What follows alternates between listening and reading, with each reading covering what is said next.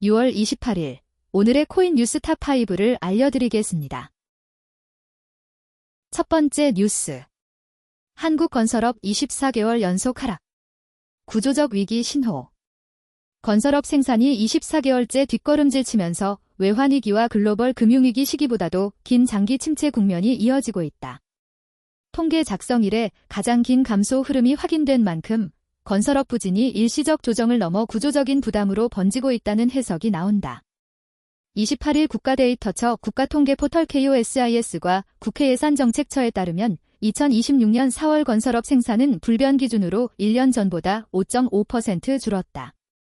물가 변동 영향을 제외한 실질 생산이 그만큼 감소했다는 뜻이다. 세부적으로 보면 건축 생산은 6.4%, 토목 생산은 2.8% 각각 줄었다. 건설업 생산은 2024년 5월 이후 24개월 연속 전년 동월 대비 감소했는데 이는 1997년 7월 관련 통계 작성 이후 가장 긴 연속 감소 기록이다. 외환위기 당시 연속 감소 기간은 7개월, 글로벌 금융위기 때는 12개월이었다. 이처럼 부진이 길어진 배경으로는 공사비 급등과 부동산 프로젝트 파이낸싱 PF 부동산 개발 사업 자금 조달 시장 경색이 함께 지목된다. 두 번째 뉴스. 정부 2026년 경제정책 중심 삼고 대응과 고용 회복 방안 발표 예정. 정부가 2026년 하반기 경제정책의 중심축을 고물가 고금리 고환율 대응과 고용 회복에 두고 7월 중순께 종합대책을 내놓을 방침이다. 28일 정부와 관계부처 설명을 종합하면 정부는 최근 중동 지역 긴장 재확산과 이에 따른 대외 불확실성 확대를 감안해 이른바 삼고 부담을 낮추는 방안을 집중적으로 마련하고 있다. 구윤철 부총리 겸 재정경제부 장관은 내부적으로 관련 대책을 서둘러 준비하라고 주문한 것으로 전해졌다.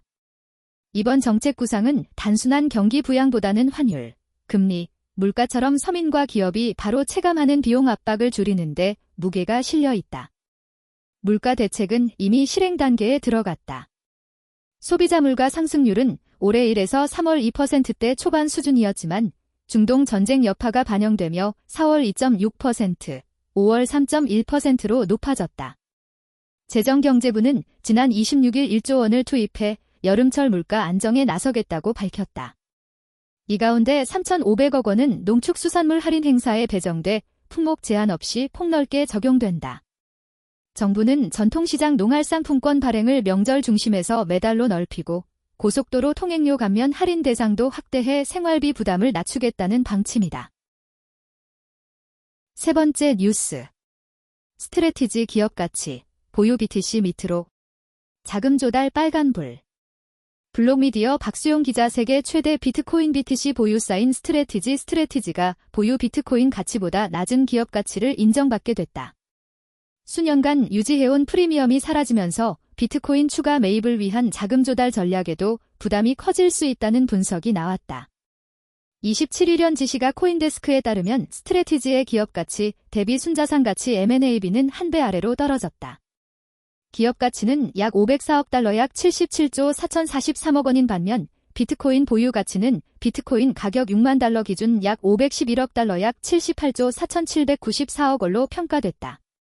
스트래티지는 그동안 비트코인 보유 가치 이상의 기업 가치를 바탕으로 주식과 부채 조달을 통해 비트코인을 추가 매입해왔다. 그러나 현재처럼 M&A비가 1배 아래로 내려가면 순자산 가치보다 낮은 가격의 주식을 발행하는 셈이어서 기존 주주 가치 희석 논란이 커질 수 있다고 코인데스크는 분석했다. M&A비는 기업 가치를 비트코인 보유액으로 나눈 값이다.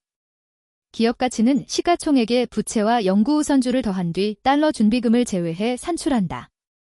다만 스트래티지가 자금 조달 수단을 모두 잃은 것은 아니다. 네 번째 뉴스. 금융당국, 서민금융출연금 차등제 도입 추진, 은행 경쟁 촉발. 금융당국이 포용금융 실적이 좋은 은행의 서민금융출연금을 10% 넘게 깎아주는 방안을 검토하면서 은행권의 서민지원 실적을 비용 부담과 직접 연결하는 제도 개편이 추진되고 있다. 28일 금융당국에 따르면 금융위원회는 2026년 하반기부터 시행할 포용금융종합평가체계와 연동해 은행별 서민금융출연금을 차등 조정하는 방안을 논의하고 있다. 핵심은 포용금융평가 점수가 높은 은행에는 출연금을 감면해주고 반대로 실적이 부진한 은행에는 추가 부담을 지우는 방식이다. 지금은 서민금융법 시행령에 따라 은행이 가계대출 잔액의 0.1%를 서민금융진흥원에 공통으로 내고 있는데 앞으로는 같은 요율 체계 안에서도 평가 결과에 따라 실제 부담액이 달라질 가능성이 커진 셈이다. 이 출연금은 햇살론 일반보증이나 특례보증 같은 정책 서민금융 재원으로 쓰인다. 다시 말해 저신용자 저소득층이 제도권 금융을 이용할 수 있도록 돕는 재원을 은행권이 함께 분담하는 구조다. 금융당국은 단순히 돈을 일률적으로 걷는 데서 나아가 어느 은행이 서민금융과 중소기업 소상공인 지원에 더 적극적인지를 평가해 보상과 제재를 함께 주는 방식이 정책 효과를 높일 수 있다고 보고 있다. 5번째 뉴스.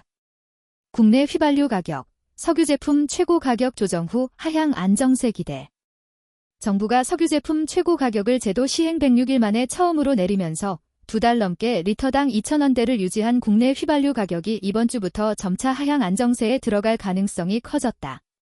정부는 6월 27일 0시부터 7차 석유 최고 가격을 적용해 휘발유는 리터당 1,784원, 경유는 1,773원, 등유는 1,380원으로 각각 낮췄다. 최고 가격제는 국제 정세 불안으로 연료비 부담이 커지자 가격 급등을 억제하기 위해 도입한 장치인데 이번 조정은 시장 가격이 일부 진정된 흐름을 반영한 첫 인하다.